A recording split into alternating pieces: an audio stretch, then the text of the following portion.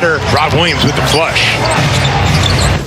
Wow. The Celtics go into Denver facing the hottest team in the NBA, snap their 8-game win streak, and basically break Nikola Jokic, who is the MVP frontrunner. Welcome in. This is Celtics Postgame Live, presented by your New England Ford dealers. The Celtics get an 18-point win, 105-87. I am Abby Shin. He is Kendrick Perkins. And Perk, I'm using your full name because you called this on Friday. You said the Celtics had a chance to win this game. You were feeling better about the way they've been playing.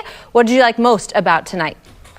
Well, I thought it started on the defensive end, Abby. When you look at it, their defensive intensity picked up, and great substitution by Brad Stevens tonight. He didn't go with Peyton Pritchard that much or at all in the second half. He gave Grant Williams a shot. He gave Romeo Langford a shot. And I thought those two kind of changed the game with their energy on the defensive end. I call them unsung heroes because they did the little things on the defensive end that mattered the most.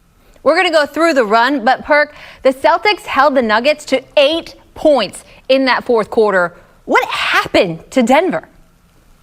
Well, no, it's not what happened in Denver. It's what the Celtics did. They got into them. They got into their bodies. The Denver Nuggets were playing on their heels all night. They took away the passing lanes, the cutters. They also were challenging shots. They wasn't hoping that they were missing. They were making them miss by great contests. And also they put great ball pressure on Jokic, bodied him up, made him take tough jump hooks where he was fading away from the basket, and they weren't giving up offensive rebounds. So it started with a defensive tenacity, and I see the Celtics team starting to develop a defensive identity. Grant Williams, a part of that, as you said, Perk. And after the game, Chris Forsberg went one-on-one with the Celtics bench star of tonight. Here that is. All right, here with Grant Williams. Grant, 31-3 run there in the second half. What changed for you guys in this game? I think our defensive intensity just picked up. Most of the game, they were getting a lot of easy baskets, whether it was layups or open threes. So we just did our good job of pushing catches out, being more physical, and then taking them out of their game on the offensive end, and then running in transition, which we do very, very well. You were plus 23 in 20 minutes. You were out there guarding Jokic for part of that second half. What did you do to try to make things difficult for him? It was just about making it harder for him because he's a phenomenal player. He's an MVP in this league, talent-wise especially. And it was just a matter of making it so that he's frustrated or just pushing his catches out, making the shots not as easy as they were, or taking those passes away that he likes to make to his teammates to get them open shots. This game seemed to change a little bit. When Romeo got knocked down, you went over and maybe gave a little business to Green over there. Why'd you feel like you needed to stand up for your teammate? Honestly, it's just being about protecting your brothers. That's something that we harp on. That's something that we want to show is that we're a team. We're a family, and I'm going to be there for him no matter what. So seeing that play happen, my first instinct was just being there and making sure that, for one, Romeo was okay, but also letting Jermichael know that's not how we do things. You gave Tristan a chest bump a little while after that, and Tristan looked like he might have hurt himself. How fired up were you out there? Definitely was a little fired up. When I get fired up, though, I go more quiet because I'm normally an expressive, talkative person when I'm calm and happy. So it was a little bit of a mix of emotion there.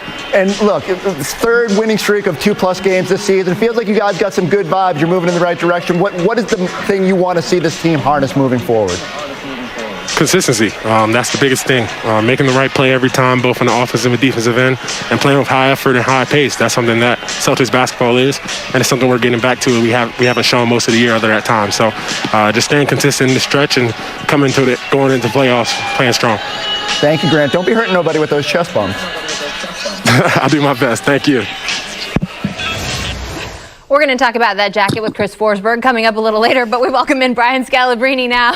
Scal, you were on the call, and as it was happening, you and Mike having trouble explaining what happened. Yeah. Have you wrapped your mind around it yet? Yeah, I think what we're finding out is, and this goes back to the Knick game, the Celtics have won the Knick game, the Timberwolf game, and this game, and they won it all different ways, which is good. We found like different ways to lose games in the beginning of part of this year.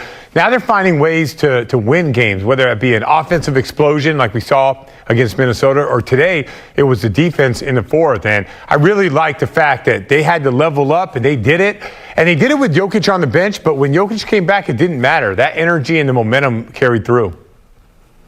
Guys, let's go through that run. The Celtics closed this game on a 40-8 run, but took control with a 31-3 run that started with about a minute and a half left in the third. Perk, it was about attacking the basket offensively. Absolutely. And look, they did a great job at that, and especially with Jokic out the game. That second unit did not have a shot block in the game, and I thought the Celtics did a great job of attacking. Paul Millsap is not protecting the rim. Kemba Walker getting downhill, attacking the paint, not settling for jumpers. That was a nice move by Jaylen Brown, running your sets, getting Jayson Tatum to his sweet spot. Jayson Tatum again, getting to his soft spot, not settling for three-pointers. Here we go, got the mismatch. Jokic, you too far off, I'm going to dot your eye. Right here, just straight up hustle. This is all heart. This is all heart will. Snatching the screws out the rim. I see you, Rob Williams. Look at the pace. Look at the pace. Playing with pace. Getting out in transition. Ball movement. Grant Williams attacking the basket again. That's what the Celtics, that's how they got to play offensively, with pace and with force. The fact that they didn't make shots today and they won this game by going to the rim, it shows you how they can have a different identity. I've been saying it all year long, and for whatever reason, they love shooting the three even when they're not making it. But if they're going to, the way I look at it is, you miss 4, you miss 5 in a row, get downhill a few times, attack the basket, and then go back to shooting a three. I'm not adverse to shooting threes. I like shooting threes. I understand the value of the shot, but you can't tell me when you see Jayson Tatum turn the corner and he gets a layup, then I feel so much better with that next three that he takes. And I thought in the second half, they found their magic of going to the basket. And then at that point, guys started making shots. I mean, that's momentum at its finest. Another positive to me was we put some shine on the Celtics role players, but it was the stars who stepped up and got aggressive. And Kemba Walker, Jaylen Brown, and then Jayson Tatum especially late there in the fourth. Perk, is this the best win of the season? Yeah, I would say so. An early game, flying on the road, you going into Denver, a team that had just won 8 in a row, was playing phenomenal basketball, and you got down. You got down by double digits. And just when you think that the Nuggets were about to pull away, here come the Celtics again, hanging their hats on the defensive end. And again, I know the role players stepped up. We know that Jaylen Brown, Jayson Tatum, and Kemba stepped up. But I think this is a time to give Brad some credit, because I thought his rotations today were phenomenal. I thought the way he mixed it and found guys minutes and find those different rotations that actually match well together, going to Grant Williams, going to Romeo Langford a little bit more at the time that he done it, set the tone. So great job overall, and hats off to Brad Stevens for doing a great job of his rotations tonight. Yeah, and I don't know if it is the best win or not or whatever, but I know it's the most gutsy win. And they had a million excuses of why to lose this game, even as the game is unfolding, them not making shots. But to find a way, and then to find a way to put the smack down. How's it go, Perk? How's it go?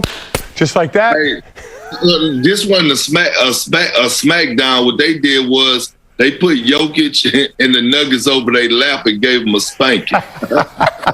There is a picture late in the fourth after Jokic had been pulled with 5 minutes left. The Nuggets had a huddle, and Jokic was 8 feet away. He was done. Getting a spanking. Yeah. We don't do that anymore, just letting you guys know. But that's what we used to get when we got out of line. He took that corporal punishment, and he sat down. Scal, thank you very much. Celtics 105-87 sweep the Nuggets in this season series. They improved to 28-26 on the season. We're going to continue to talk about this win, and we will hear from Brad Stevens after a quick timeout. Celtics Post Game Live is presented by your New England